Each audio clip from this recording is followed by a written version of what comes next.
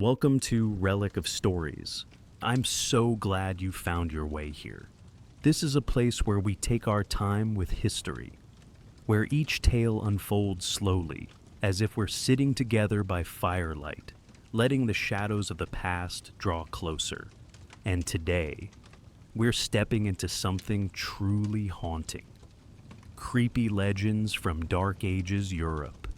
Stories whispered for centuries of strange happenings, cursed places, and beings that defy explanation.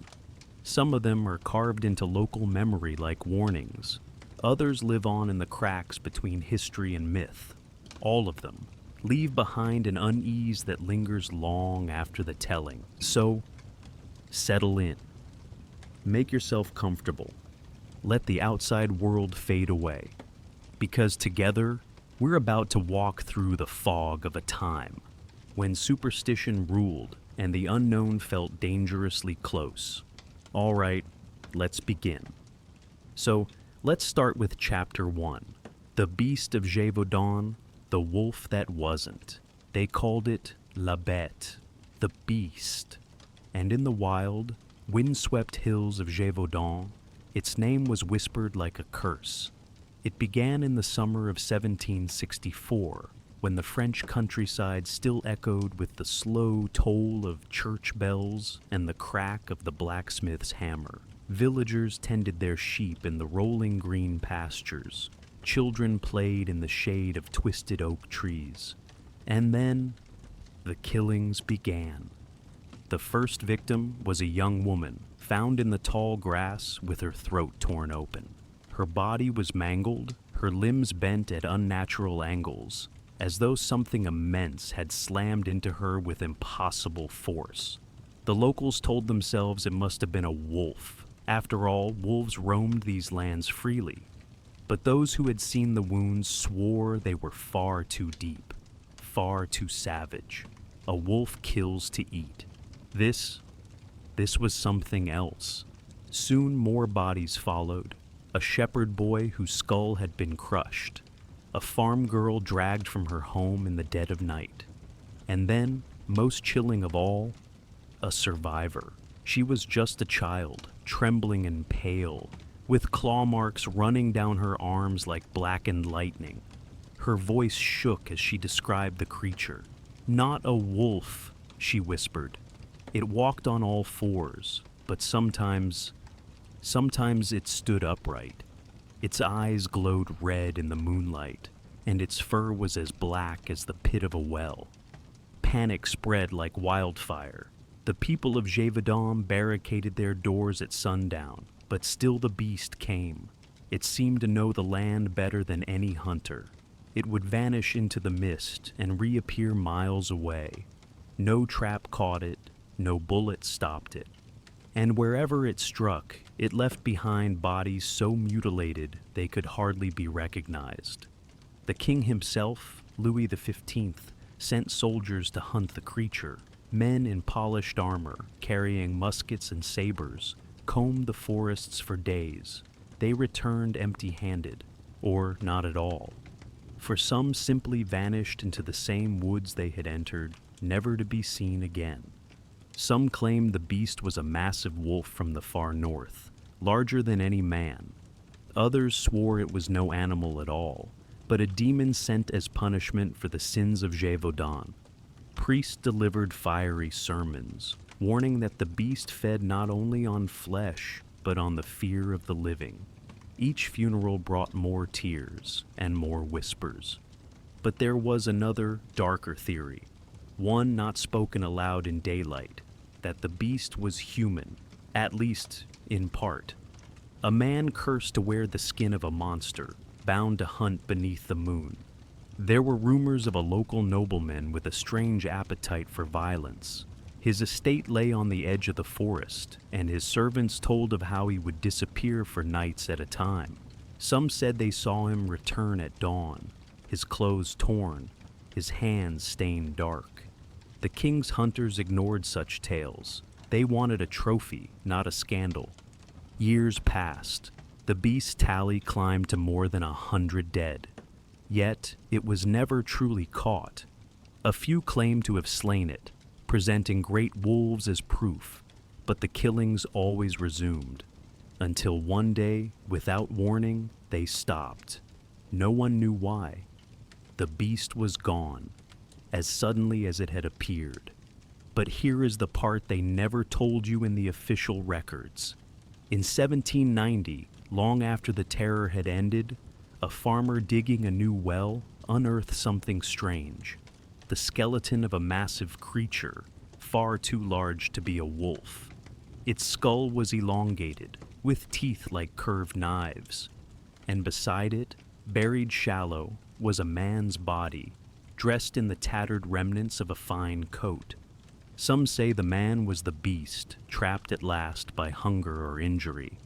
Others say the two had been companions, master and pet, bound in a pact that only death could break.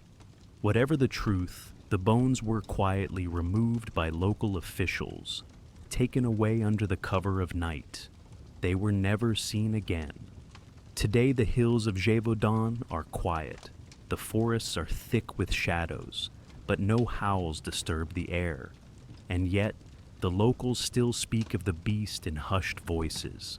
They say that on certain nights, when the wind carries the smell of blood, you can hear it, low and distant, something moving between the trees, watching, waiting. The story of the Beast of Gévaudan remains unsolved, its truth buried under centuries of fear and rumor. Was it a wolf, a man, or something far older than either? We may never know, but perhaps it's better that way. Chapter 2. The Dancing Plague of 1518, the town that couldn't stop. It began, as so many strange stories do, not with a thunderclap, but with something quiet, almost unremarkable. A hot July morning in the year 1518, the streets of Strasbourg, then a bustling city in the Holy Roman Empire, carried the usual sounds of life. Merchants calling from behind wooden stalls, the rhythmic clop of horses pulling carts, the laughter of children playing in the dusty alleys. And yet, somewhere between those cobblestones and sunlit walls, a strange rhythm was about to take hold, one that no musician had intended to play, and no dancer had meant to follow. Her name was Frau Trophäa. Little is known about her. No diaries, no portraits, only the whispers that history has preserved. She stepped into the narrow street outside her home, perhaps to fetch water or greet a neighbor. But then, without music, without ceremony, she began to move. Her feet tapped the stones, her arms swayed, and her body followed some invisible melody only she seemed to hear. At first, it might have looked like a moment of joy, an expression of celebration, but she did not stop. Hours passed, the sun climbed and fell, and still she danced. By nightfall, her movements had grown frantic. The neighbors, bewildered, gathered to watch. Some tried to restrain her, but she broke free, her limbs jerking in strange patterns. She danced until her shoes wore thin. Her feet blistered and bled. By morning, she was still moving, and by the second day, others had joined her. The contagion spread without warning. 10 dancers, then 20, then 50. Men, women, even children, all seized by the same strange compulsion. Their bodies shuddered and spun through the streets, collapsing only when exhaustion forced them to the ground. And yet, when they could stand again, they returned to the dance. By the end of the week, over 100 people were swept into this grim performance. The summer heat bore down upon them, sweat pouring from their faces, their breath ragged, their muscles trembling. Some screamed as they moved, others wept, and a few seemed to smile through the pain, as though trapped between agony and euphoria. The city's leaders were at a loss.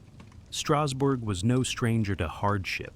Famine, disease, and superstition were woven into the life of every medieval town. But this was different. This was not plague as they knew it. No black swellings, no coughing blood, no pale corpses in the streets. This was something unseen, something that gripped the mind as fiercely as the body. The physicians of the time, steeped in the ancient theories of humors, declared it a case of hot blood. They believed the sufferers needed to dance the sickness out of themselves, to move until the imbalance burned away.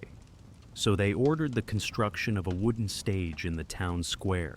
Musicians were hired.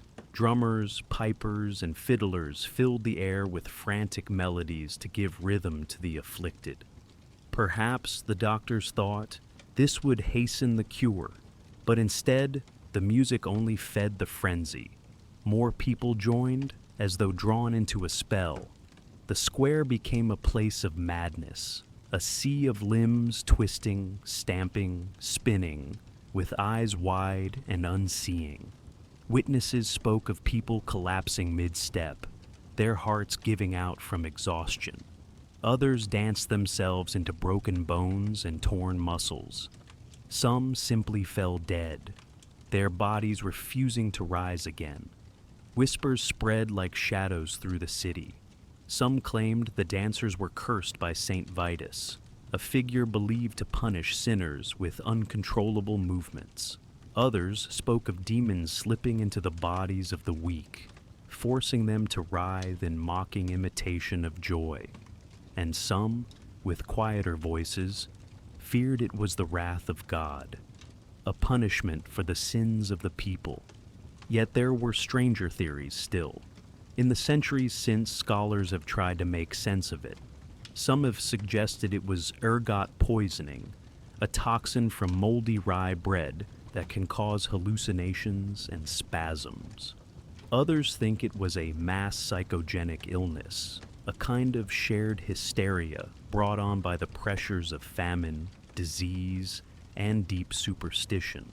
Still others believe it was a ritual gone wrong, a fragment of some ancient pagan tradition that lingered in the minds of the people, reawakening in times of stress.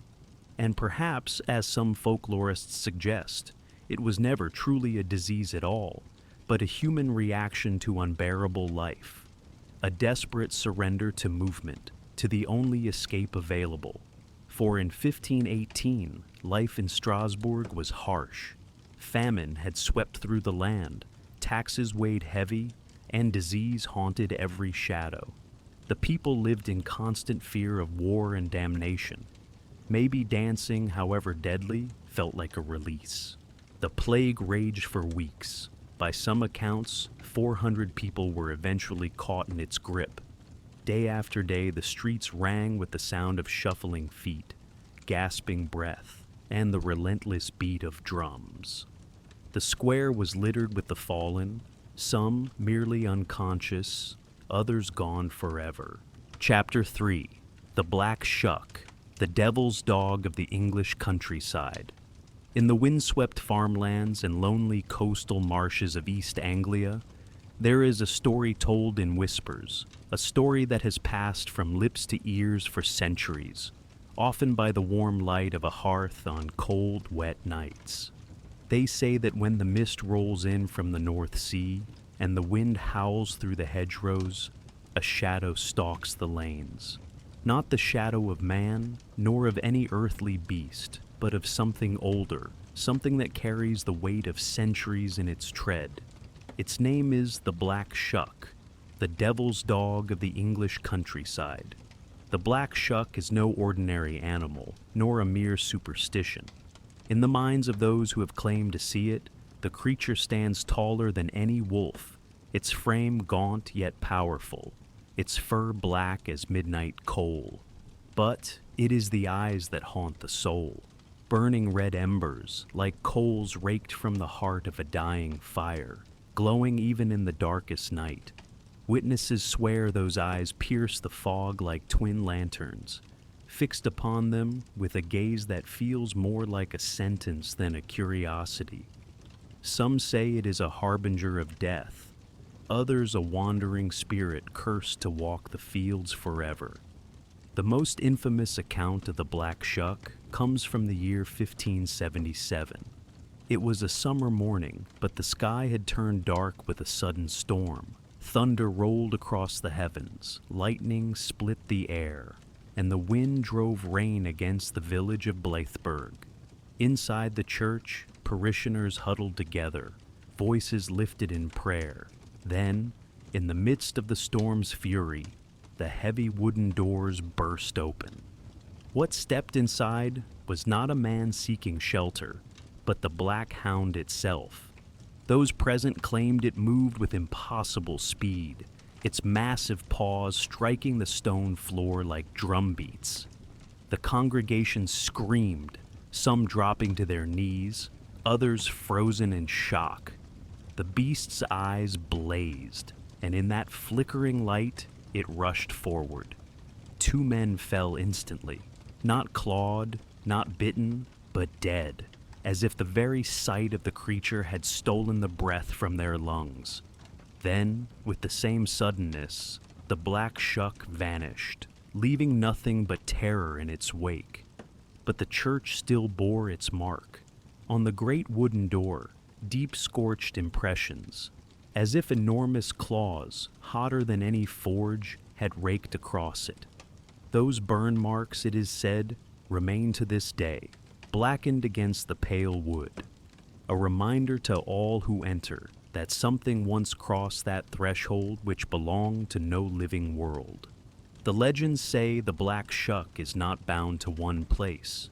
It is a wanderer, a traveler along the lonely paths of East Anglia, the marsh roads, the cliffside trails, the forgotten cartways between farms. Farmers tell of hearing its padded steps behind them when they walk home late at night. Sailors whisper of a black hound seen pacing the shore before a storm claims a ship. Those who encounter it often tell the same chilling detail, that it does not bark, it does not growl, it simply walks with them for a time, its red eyes watching until it fades into the fog, and soon after, death visits either the witness or someone close to them. Not all stories end in death, though. There are tales of the Shuck appearing beside lonely travelers, almost as if guiding them through the dark until they find safety. Perhaps it is not a single creature at all, but a shape the spirit world takes, sometimes as doom, sometimes as guardian. Some folklorists believe the legend of the Black Shuck may be older than Christianity in England, a remnant of Norse myths brought by long-forgotten seafarers, where spectral hounds guarded the gates of the underworld. Others think it is tied to the Wild Hunt, the ghostly riders who sweep across the sky in stormy weather, with their black hounds at their side. Whether demon, guardian, or omen, the Black Shuck endures because it lives in the liminal spaces, not quite beast, not quite spirit. It is most at home in the moments when the veil between worlds thins, when the night seems thicker, and when your own shadow feels like it has grown a step too close. People who scoff at the supernatural still hesitate when walking alone on the coastal paths under a new moon. They listen to the wind, they scan the darkness, and they remember the stories. For centuries, artists have painted it, writers have described it, and locals have feared it. Even now, in the age of electric lights and cameras, there are reports. A driver glimpsing red eyes in their headlights before the figure disappears. A camper hearing heavy footfalls just outside the tent, with no tracks left in the morning dew. A child waking in the night to see a black shape at the foot of the bed, watching silently before fading into the air. If you ever find yourself in East Anglia, walking the twisting country lanes after sunset, and the mist begins to close around you, listen closely. You may hear the soft thud of paws on the earth. Do not run, for they say it is useless. Do not speak, for the Shuck has no need of words. Simply keep walking, and hope that when you reach the end of the path, you are alone. For in this place of flat fields and restless seas, Some shadows are not cast by the moonlight. Some belong to things that have been walking here since the days when England was wild and untamed. And some, like the black Shuck, will keep walking long after you have passed into your own shadow. So let's move on to Chapter 4, The Green Children of Woolpit, Visitors from Another World. The year was sometime in the 12th century when the land of England was still a patchwork of small villages, rolling farmlands and dense ancient woods. The village of Woolpit in the county of Suffolk was much like any other at the time, quiet, humble, and bound by the rhythms of agriculture. But one day something happened there that would pass into legend, a mystery so strange that it still stirs curiosity centuries later. It began on a clear summer's day, when villagers were working in the fields near a series of deep wolf pits, the large excavations used to trap wild wolves that roamed the countryside. As they went about their labor, they spotted two figures standing uncertainly at the edge of the pits. At first, the villagers thought they were simply children from another settlement who had wandered too far from home. But as they drew closer, they saw that something was different. Very different. The two children, a boy and a girl, were unlike anyone they had ever seen. Their skin was not the pale or sun-browned complexion of ordinary folk, but a distinct shade of green. Not the sickly green of illness, nor the faded tint of clothing dye, but a vibrant, living color that seemed natural to them. Their hair was also unusual, slightly tinted though still human in texture, and their eyes darted about in confusion as if they did not recognize their surroundings. Their clothing was made of an unfamiliar material, woven in a way the villagers had never seen before. The fabric seemed fine, yet oddly practical, cut in a style foreign to any known English fashion. And when the villagers tried to speak to them, they responded in a language no one understood. A flowing, melodic speech filled with sounds that bore no resemblance to French, Latin, or English. The villagers, both wary and fascinated, brought the children back into Woolpit. They seemed frightened yet curious, clinging to each other for comfort. The most striking discovery came when food was offered. The villagers presented bread, meat, vegetables, but the children refused it all, turning away in distaste.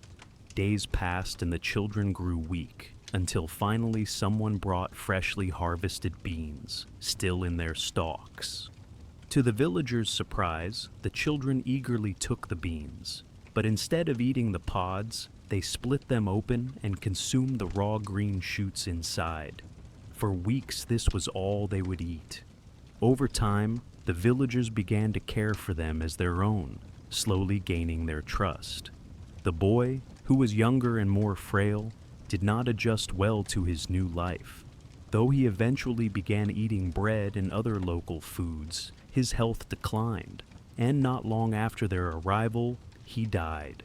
The girl, however, thrived. She grew stronger, learned to speak English, and began sharing pieces of her story, fragments of a life that was unlike anything the villagers had ever known. According to her account, she and her brother came from a place they called Saint Martin's Land. It was, she said, a world of perpetual twilight, where no sun ever rose, yet there was enough dim light to see by. The people there all had green skin like theirs, and the land was lush and beautiful, filled with strange plants. She claimed they had been tending their father's flock of animals when they heard the sound of bells, distant melodic chimes, unlike anything in their homeland. Drawn toward the sound, they entered what she described as a cave or tunnel. They walked for what felt like a long time, until suddenly they emerged into the bright daylight of Woolpit's countryside, a light so strong that it overwhelmed their senses. How they came to emerge near the wolf pits, or why no one from St. Martin's Land came searching for them, the girl could not explain. Some villagers thought they had simply become lost, and that their strange color was due to some natural but unknown condition. Others whispered that they were visitors from another world, perhaps the realm of the Fae, or even from beneath the earth. As the years passed, the girl adapted completely to life in England.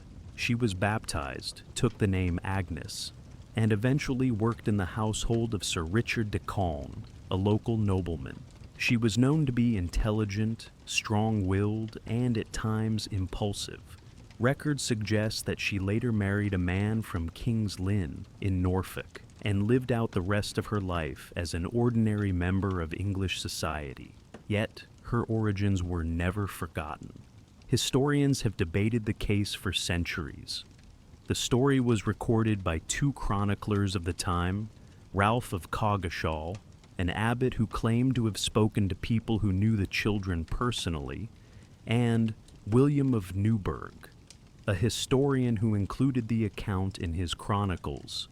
While both agreed on the general facts, the details varied slightly between their versions, as is common with oral traditions. Some modern researchers have tried to find rational explanations. One theory is that the children were Flemish immigrants whose parents had died in the turmoil following King Stephen's wars. The greenish tint of their skin could have been the result of chlorosis, a type of iron deficiency anemia that gives the skin a pale green hue, especially in malnourished children. The strange language could have been a dialect of Flemish unfamiliar to the villagers. Another possibility is that they were simply lost children from a nearby village, disoriented and suffering from a rare medical condition, whose story was later embellished into legend. Others suggest the Twilight World could have been an allegorical way of describing their home, perhaps a heavily forested valley where sunlight was scarce. But there are those who believe the account is too unusual to be explained by earthly means. Folklorists have noted that the tale has many similarities to other legends about people emerging from underground realms or from lands beyond our own.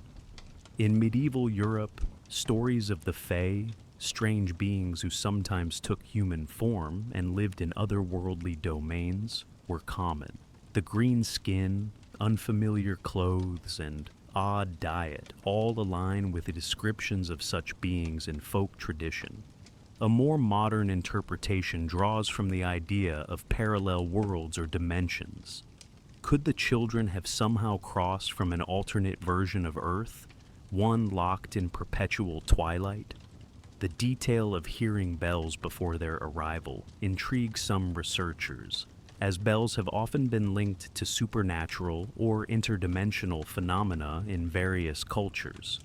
In the end, the truth of the green children of Woolpit remains elusive. Whether they were lost orphans, foreign refugees, or visitors from another realm, their brief appearance in history continues to fascinate. The village of Woolpit still remembers them, its very name derived from the wolf pits where they were first seen. And somewhere in the quiet fields of Suffolk, perhaps the wind still carries a faint echo of the bells that led two strange children from the twilight into the light of another world. Let's move on to Chapter 5, The Cursed Abbey of Houska, the Gateway to Hell. Deep within the rolling hills of what is now the Czech Republic lies a place shrouded in darkness and whispered tales. The Cursed Abbey of Houska, often called the Gateway to Hell. Its story echoes through the centuries, woven with whispers of ancient evil, mysterious legends, and the unyielding human curiosity that dares to confront the unknown. It was the 13th century, a time when Europe was cloaked in medieval mysticism, and the boundaries between the earthly realm and the supernatural seemed thin and fragile. In this era, a grand plan was set in motion. An imposing fortress was to be built atop a peculiar and ominous chasm in the ground. This chasm was no ordinary pit. It was believed to be a portal to the depths of hell itself. Local villagers whispered that strange, unearthly screams and shadows flickering at the edge of their vision had been seen emanating from the pit. They believed that an evil force resided beneath, a realm of torment and darkness waiting to spill into the world above. The land was cursed to be a gateway for demonic entities seeking entry into the mortal realm. The builders of Houska Castle, aware of the dark legend attached to the site, set about constructing a formidable fortress designed not merely for defense, but to contain the evil lurking beneath. It was built rapidly, with thick stone walls, battlements, and a chapel dedicated to Saint Agnes, intended to serve as a spiritual barrier against the infernal forces. But the most extraordinary feature of Houska was what lay beneath, the enormous gaping hole known as the Hell Mouth. This natural, or perhaps supernatural opening stretched deep into the earth, a yawning maw that seemed to swallow light and hope. Soon after its completion, stories emerged of strange experiments carried out within the castle. Early legends tell of prisoners, criminals, heretics, and those deemed dangerous, being chained and lowered into the abyss beneath Houska. The purpose was to understand the nature of this hellish portal, perhaps even to find a way to close it. According to these tales, some prisoners were lowered into the pit in iron cages or harnesses, their screams echoing up through the stone corridors. Those who returned, if they returned at all, were forever changed. Their eyes were wild, their minds shattered, babbling incoherent words as if they had glimpsed the very face of evil. Some aged decades in mere moments, their bodies racked with trauma. One legend speaks of a prisoner named John, who was lowered into the abyss in the early 14th century. When he was pulled back up, his hair had turned white, and he was mute. He would often stare into the distance, trembling, whispering of demons and fire. Over the centuries, Houska's reputation grew darker. The castle's inhabitants reported strange phenomena, ghostly apparitions, spectral voices calling out in the night, and an overwhelming sense of malevolent presence. The castle's chapels and chambers seemed to echo with the whispers of lost souls trapped in the infernal depths. Some scholars believe that the Hellmouth was not just a natural fissure, but a physical manifestation of a portal, a thin veil between worlds that could sometimes be torn apart by dark forces. Others think it was a place where the fabric of reality was thinnest, allowing demons and spirits to seep through. As time passed, the castle's purpose shifted from confinement to spiritual warfare. Monks and priests attempted to sanctify the site, performing exorcisms and prayers to banish the evil. Yet, the darkness persisted.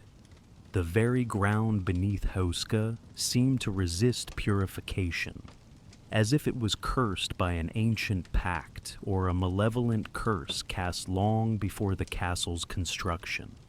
Throughout the centuries, travelers and adventurers who dared approach the site reported feeling an unnatural chill, as if unseen eyes watched them.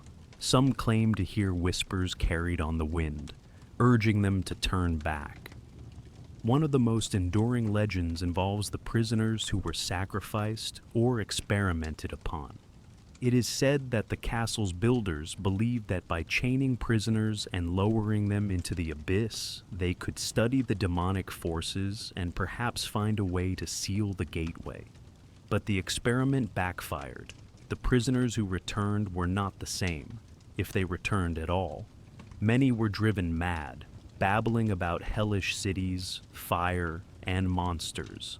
Others aged rapidly, their bodies racked with torment. One particular story tells of a prisoner named Thomas who was lowered into the pit in 1340. When he was pulled back up, he was a withered, screaming shell of a man. He died shortly after, but not before revealing that he had seen the Devil's City beneath the earth, a place worse than hell itself. Today, Houska Castle stands as a ruin, a testament to the fears and beliefs of medieval times.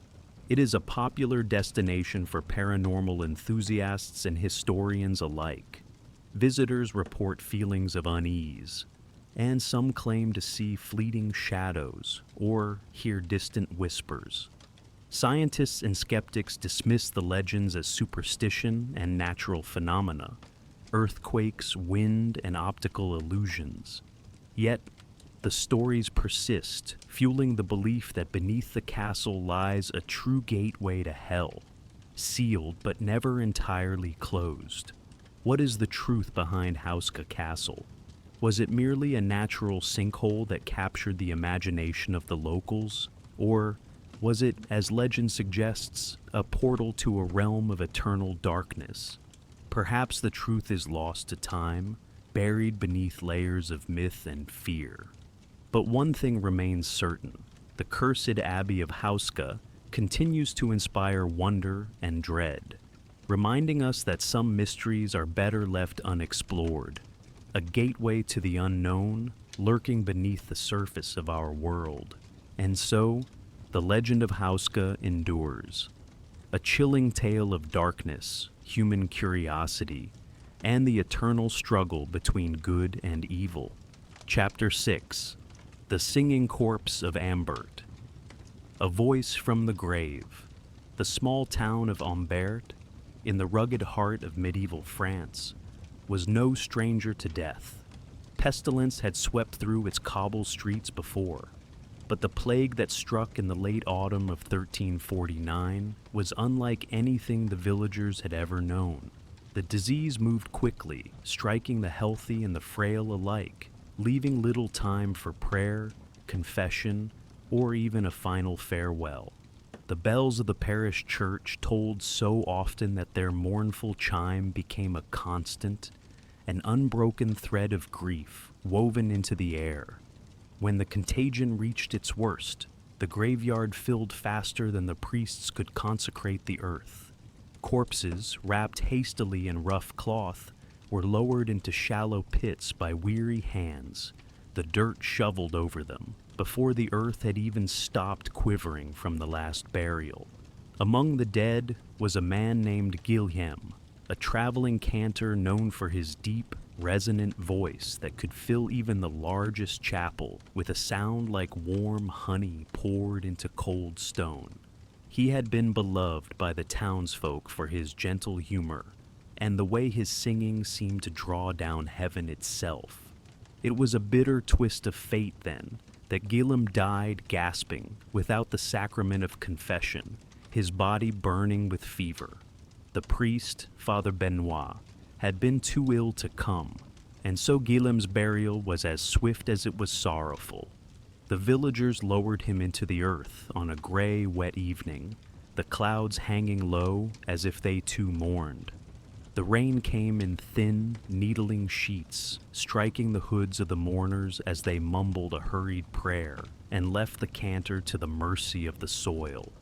For 2 nights, the graveyard lay quiet. Then, on the 3rd night, the first strange sound was heard. It was Margot, a candlemaker's wife, who lived across from the churchyard. She had been lying awake, listening to the rain tapping against the shutters when she heard it, low and distant, like the echo of a voice carried on the wind. At first she thought it a drunken beggar or a pilgrim taking shelter by the church wall, but the sound persisted, rhythmic and deliberate, rising and falling in a haunting melody she did not recognize. The next morning, Margot told her husband. He frowned, but others soon came forward with the same story. Whispers of hearing something in the dark. By the end of the week, half the village claimed to have heard it. A voice, deep and sonorous, singing in the dead of night from somewhere within the churchyard. Father Benoit was troubled. He ordered the church doors bolted at sundown and set watch by the graveyard gate.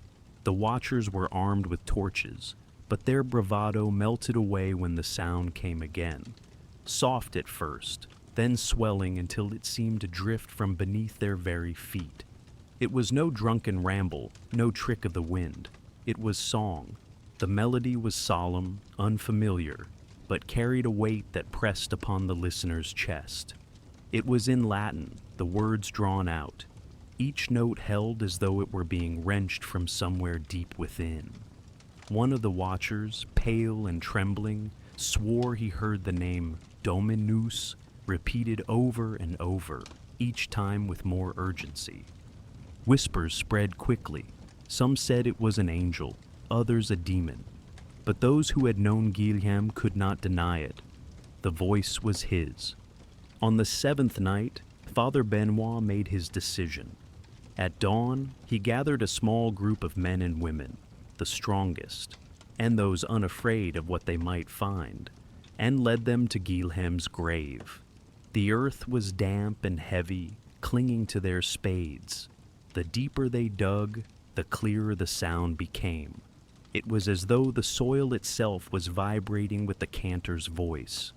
When their shovels struck the wooden lid of the coffin, the singing stopped. Silence fell so suddenly that the air seemed to tighten.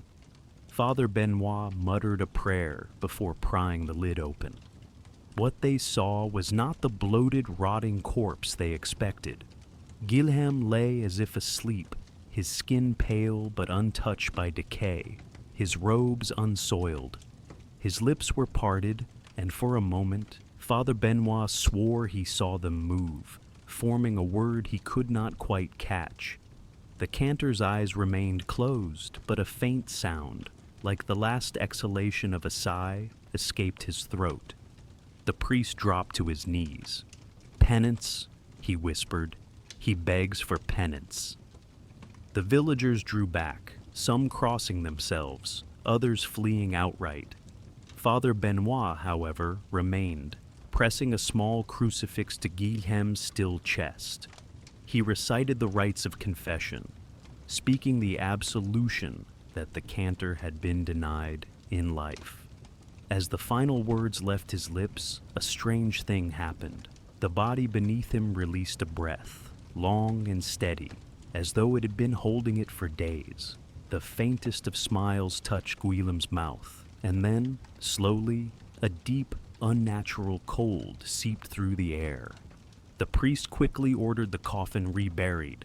That night, and every night thereafter, the churchyard was silent. The voice was never heard again. Yet those who had listened to it swore that something lingered, not in the air, but within themselves. Some claimed that when they prayed alone, they heard a faint harmony beneath their words. Others said that, on certain nights when the wind blew from the east, they caught the ghost of that melody drifting through the dark. The singing corpse of Ambert became a tale passed in hushed tones, a warning about the dangers of dying unconfessed, but also a reminder, at least to the faithful, that the soul might linger, bound not by the body, but by its unfinished plea. And in the silence of the churchyard, beneath the moss-covered stones, Guillem lay still, yet perhaps not entirely at rest. Chapter 7. The Vanishing Village of Friar's Crag. The lake lay still under the pale breath of dawn, its surface smooth as black glass. A thin mist clung to the water, curling and shifting as if hiding whispers within its folds. On the far shore, the remains of Friar's Crag stood in silence, the timber frames and moss-covered stones half sunk into the earth like the bones of a long-forgotten giant. It is here, in this remote corner of northern England, that the story begins. The year was 1347. A modest fishing settlement, home to no more than 30 souls, huddled against the cold winds that swept down from the surrounding fells. The villagers lived by the rhythm of the lake, rising before the sun to set nets, tending to sheep and goats, gathering peat for the hearth. By all accounts, they were a content people, and yet, one autumn morning, Friar's Crag ceased to exist. Travelers from a nearby market town, accustomed to stopping for bread and ale on their journeys, arrived to find the village empty. Not abandoned, empty. Doors hung ajar, as though their owners had stepped out moments before. In the cottages, meals sat on tables, still warm to the touch. Loaves of bread lay half-cut beside knives. A pitcher of milk dripped slowly onto the packed earth floor, forming a small, pale puddle. The livestock remained in their pens, bleating and stamping nervously. But there was no sign of the hands that fed them. No footprints marked the ground, save for those of the visitors themselves. No struggle had taken place, no sign of violence or hurried flight. It was as though the entire population had simply risen from their seats and walked into the air. Word spread quickly, for in the 14th century, a mystery such as this carried weight heavier than iron. Soon, merchants, priests, and the curious came to see the place. They found what the first travelers had found: warm food, tethered animals, and an absence that clung to the air like smoke after a fire. The church was no different. On the altar, candles burned low, wax spilling onto the stone. The priest's robe lay draped neatly over a bench, as though he had stepped out for a moment and never returned. The holy book was open to a page describing the parting of the Red Sea, and some swore that the ink beneath certain words still glistened as if freshly written. It was then that people began to notice the silence, not the quiet of a still morning, but a heavy, pressing absence of sound. The lake did not lap at the shore. The wind did not sigh through the reeds. Even the crows, those patient watchers of misfortune, were gone. In the weeks that followed, strange tales began to seep from the edges of the mystery. Fishermen claimed to see pale lights dancing across the water at night, moving in slow arcs like lanterns carried by unseen hands. Others spoke of hearing distant singing, low, mournful voices, neither male nor female, that rose and fell with the fog. The language was unknown, the notes impossibly long, echoing as if from beneath the lake itself. Local priests warned that the lights were the work of unclean spirits, that the village had fallen to a curse. Older folk whispered a different story, that the lake was older than the hills around it, and that beneath its surface lay a forgotten hall of the fair folk, who once claimed the shore as their own. According to these tales, every 100 years the lake claimed a tithe of souls, drawing them down into its dark embrace. Those who dared to stay in Friar's Crag overnight seldom returned. One man, a soldier on leave from the border wars, swore he awoke to the sound of knocking beneath the floorboards. When he lit a candle, the sound ceased, but in its place came the unmistakable sensation of being watched. He fled before dawn, and though he would not speak of what he saw, his hair had turned white by the time he reached the next town. By the winter after the Vanishing, the site was abandoned entirely. The road was diverted to avoid the lake shore, and the name of Friar's Crag passed from maps to memory. Only the most foolhardy, or the most desperate, dared to seek it out. Centuries later, in 1794, a group of romantic poets, enthralled by tales of the supernatural, made a pilgrimage to the site. One of them, a young man named Hallworth, recorded in his journal that on a still night, he and his companions saw a thin column of light rise from the center of the lake. It shimmered faintly, like moonlight through deep water, before sinking once more into the depths. He wrote that the sight left them unsettled, though none could say why. In the decades since, the lake has continued its quiet watch. The ruins remain, half swallowed by brambles. The mist still gathers in the early hours, and on certain nights, when the air is cold and the moon veiled, travelers claim to hear the faint strains of that same unearthly song drifting over the water. No one has ever explained the disappearance of Friar's Crag. No bodies were found, no graves unearthed. The warm meals, the untouched livestock, the silence, all remain etched into the legend like the lines of a half-finished poem. And perhaps it is better that way. For in some stories, the answer is far more terrible than the mystery. Even now, if you stand at the lake shore as the mist thickens, you may feel the hair rise on the back of your neck. You may notice the water's surface begin to ripple, though no wind stirs it. And if you listen closely, very closely, you might just hear the faintest sound of voices calling, their song curling through the air like smoke from an unseen fire, calling you to join them. Chapter 8. The Severed Hand of Saint Cuthbert. A relic that would not decay.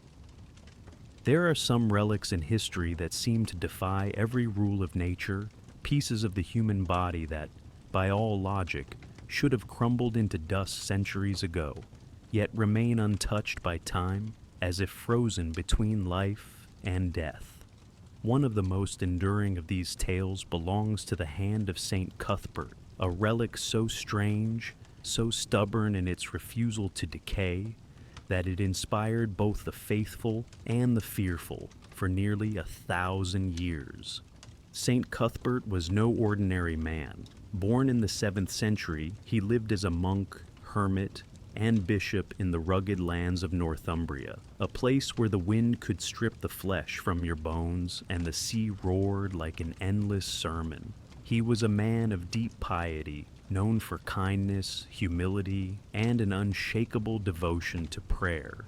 But he was also a man surrounded by whispers that he had been granted a closeness to the divine so profound that even death itself might think twice before touching him. When Cuthbert died in 687, he was buried on the windswept island of Lindisfarne, a place of isolation and devotion. Years later, when his coffin was opened, the monks were stunned to find that his body had not decayed. His skin was soft, his limbs still pliable, his face serene, as though he had merely fallen into a deep, peaceful sleep. This was no small matter in an age when the corruption of the flesh was seen as inevitable. The monks called it a miracle, a sign of sainthood, and they began to venerate him as a holy protector. Centuries passed, and Cuthbert's remains became a rallying point for pilgrims. People traveled from far and wide to see him, to touch his coffin, to whisper prayers in the hope that he might intercede on their behalf. It is said that some were healed, some were comforted, and some simply left believing they had been in the presence of something that stood outside the laws of nature. But the story does not end there, for at some point in the long journey of his remains, through wars, Viking raids, and the restless movement of the monastic community that guarded him, his right hand was separated from his body. Why this happened is still debated. Some say it was to protect a piece of him from being destroyed in times of turmoil. Others suggest it was a way to share his power across more than one sacred site. Whatever the reason, the hand began its own strange life as an independent relic. The hand of Saint Cuthbert was said to be unlike any relic in Christendom. While many bones and relics of saints were dry and brittle, this hand remained supple, warm to the touch, and eerily lifelike. Pilgrims who came to see it would sometimes swear that they felt a faint pulse beneath their fingers, as if some echo of Cuthbert's spirit still lingered in the flesh.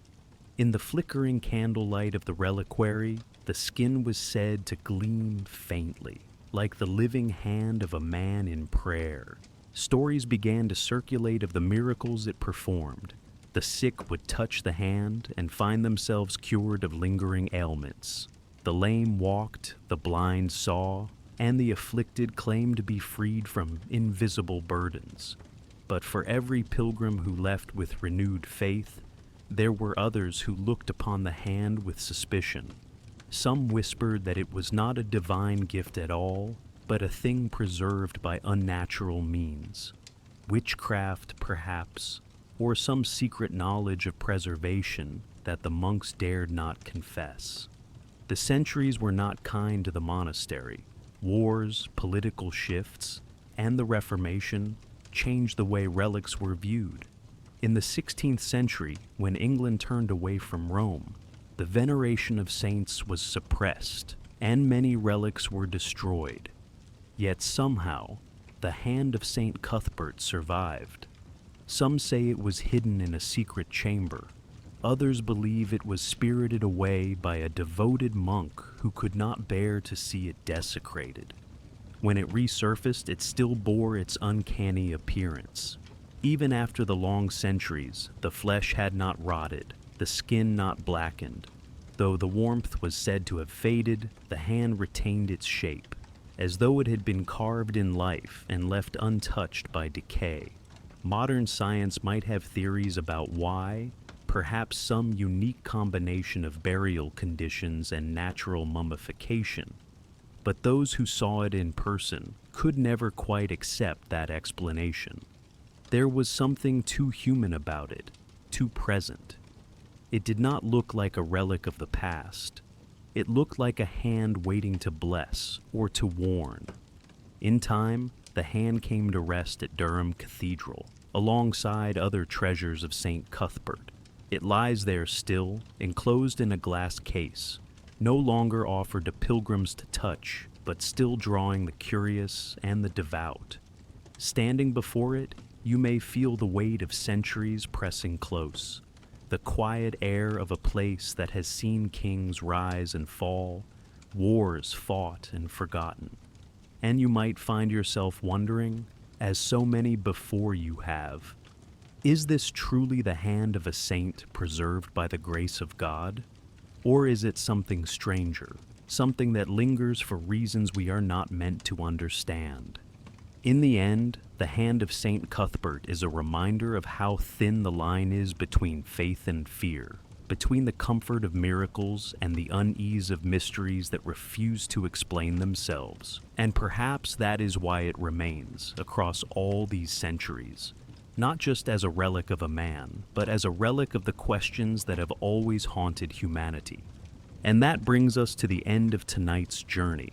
If this story kept you company, eased your mind, or helped you drift into a gentler place, then I'm truly glad you were here.